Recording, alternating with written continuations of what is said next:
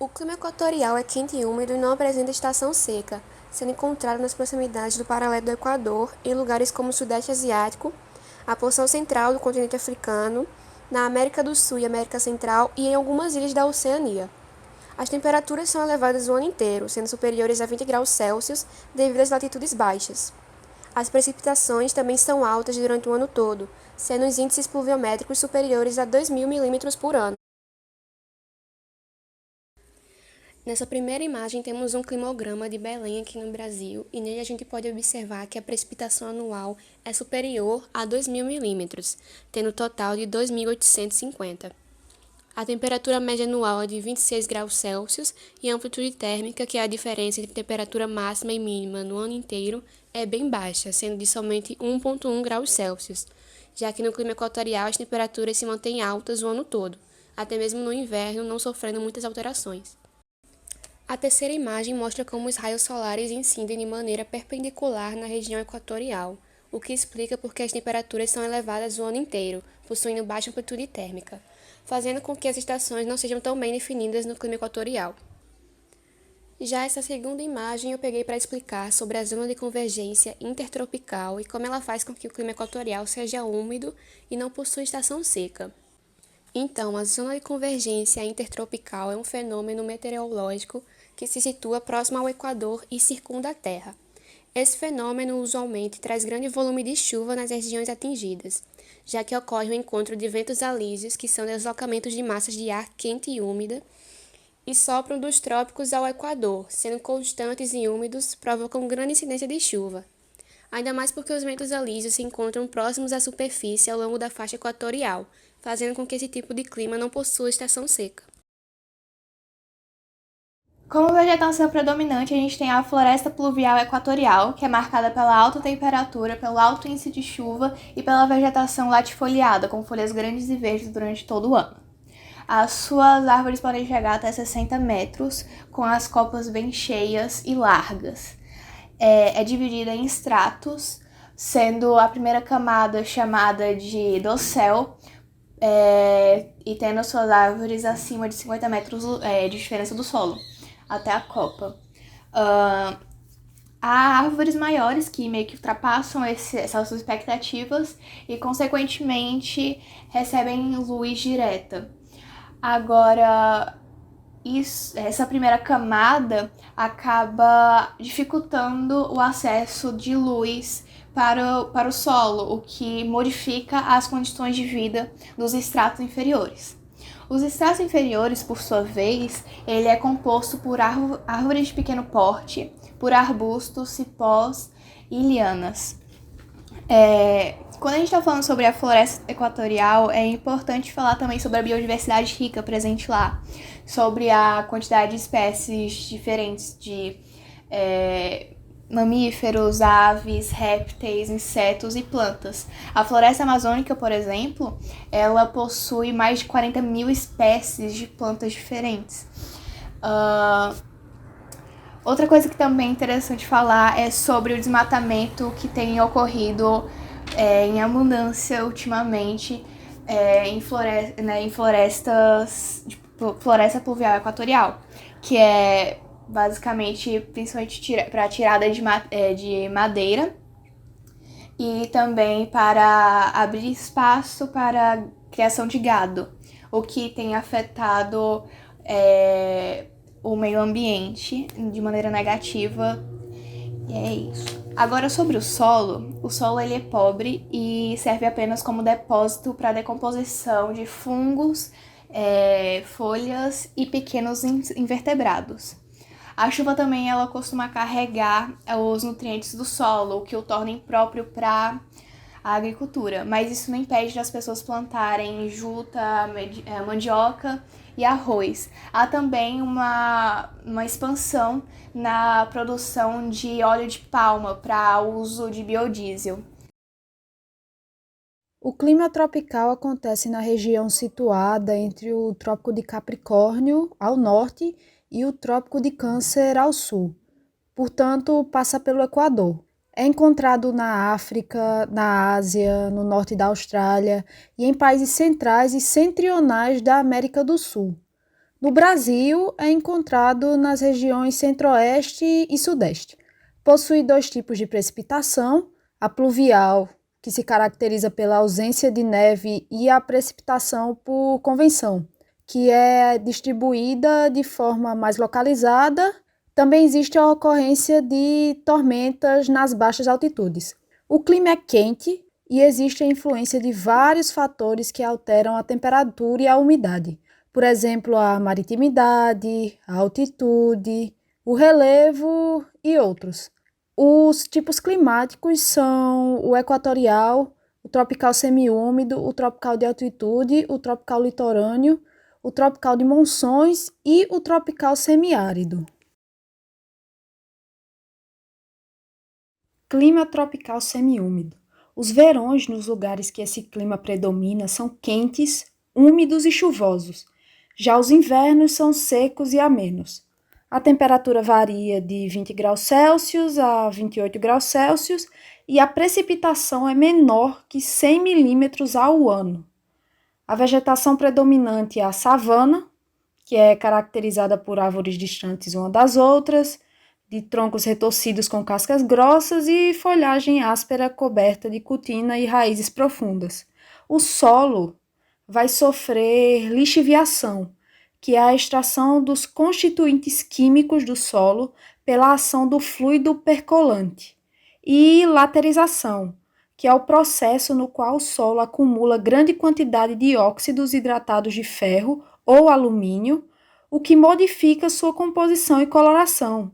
Por isso, o solo fica mais avermelhado. E isso exige adubação todo ano e calagem em função da acidez. O clima tropical de altitude é típico das regiões mais elevadas do Sudeste, por causa disso, suas temperaturas tendem a ser mais baixas.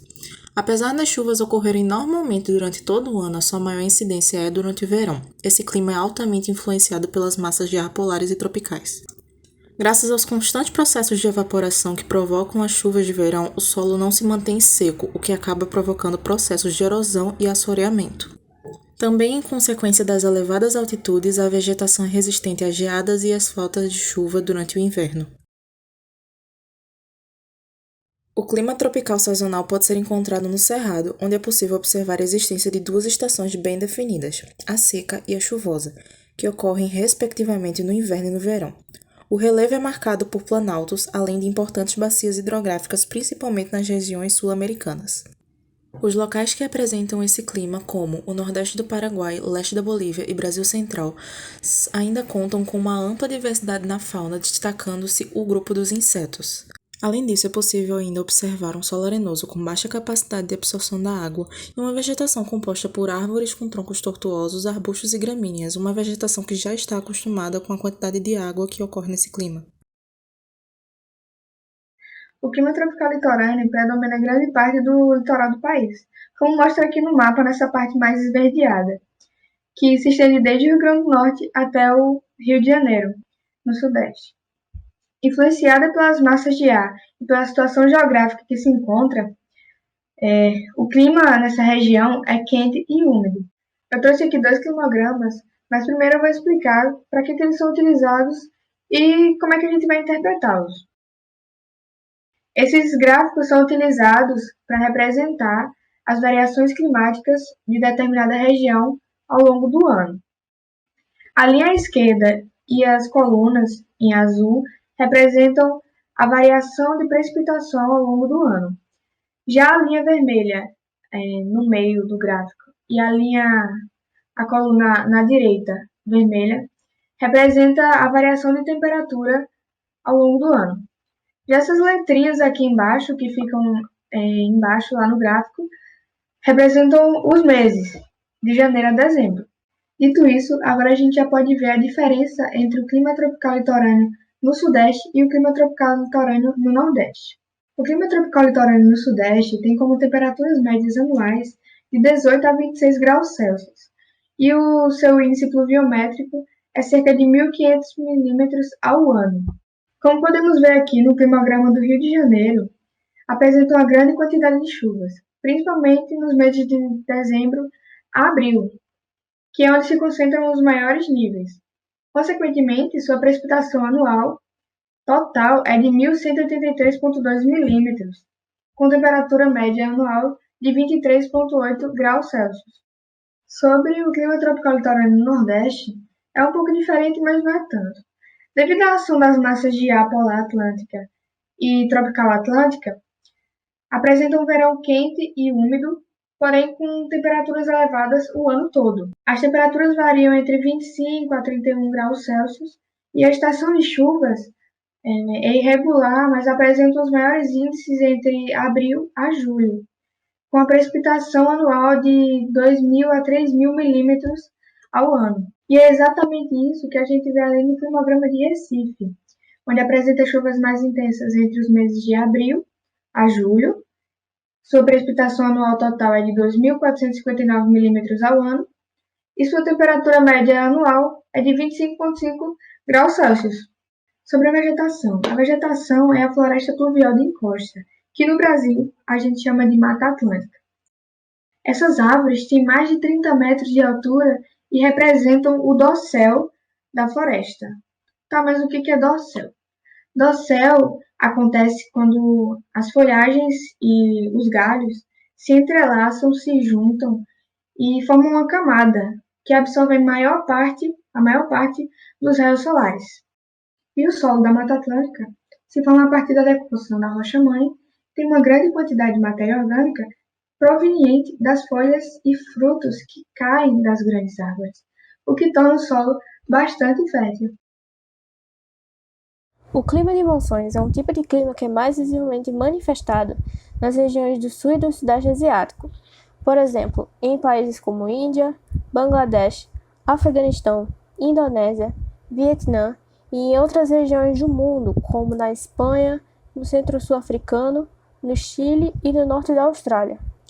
Já que o clima monsônico é um tipo de clima tropical, ele apenas tem duas estações de ano bem definidas, que são o verão e o inverno, caracterizados por um período quente e chuvoso e outro mais ameno e seco. O que difere o clima monsônico de outros tipos de clima tropical é o seu processo de formação, que consiste na alternância da direção do vento de acordo com a estação do ano. E para esse fenômeno nós temos dois casos, que são as monções marítimas e a continental.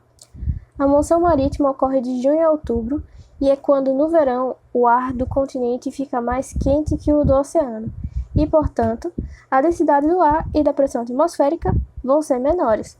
Esse ar mais leve vai subir para as regiões mais elevadas da atmosfera e deixar como se fosse um espaço vazio, que será preenchido pelo vento mais frio vindo dos oceanos. No caso, esse vento mais frio é o mais pesado. E é por isso que ocorre a presença de chuvas torrenciais que transbordam os rios e causam enchentes nas cidades.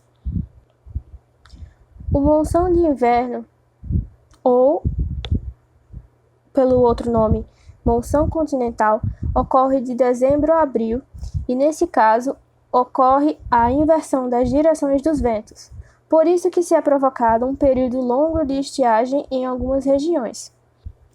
Esse tipo de clima tem como consequência impactos nas áreas rurais e nas áreas urbanas.